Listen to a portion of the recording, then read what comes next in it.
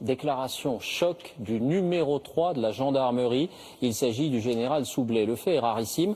Il était entendu par une commission parlementaire et face aux élus, il s'est affranchi du devoir de réserve.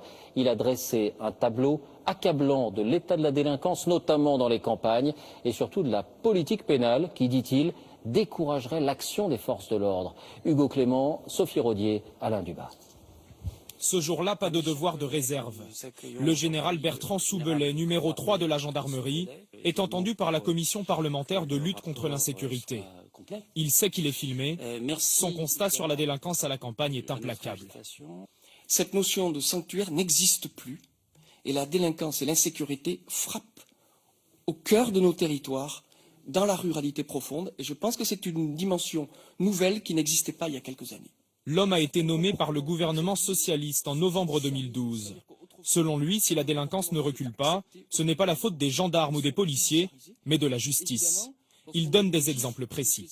65% des cambrioleurs interpellés en novembre dans le département du 13 de Marseille sont à nouveau dans la nature.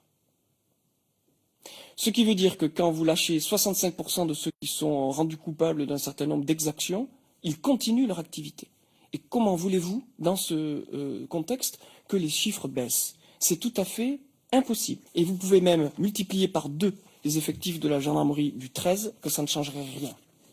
Des chiffres pas sérieux, répond la procureure d'Aix-en-Provence. Mais le général ne s'arrête pas là. Il parle d'instructions données aux gendarmes par des procureurs. Relâcher certains mineurs étrangers, faute d'interprètes. Relâcher aussi les cambrioleurs, au butin jugé trop faible. À moins de 300 €, on remet tout le monde dehors et on présente personne. Ce matin, la ministre de la Justice, Christiane Taubira, n'a pas souhaité réagir. Manuel Valls, lui, appelle à ne pas opposer gendarmes et magistrats.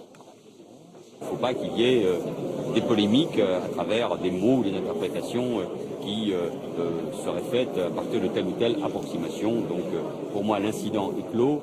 Reste une prise de parole remarquée et très largement relayée dans les rangs de la gendarmerie. Voilà.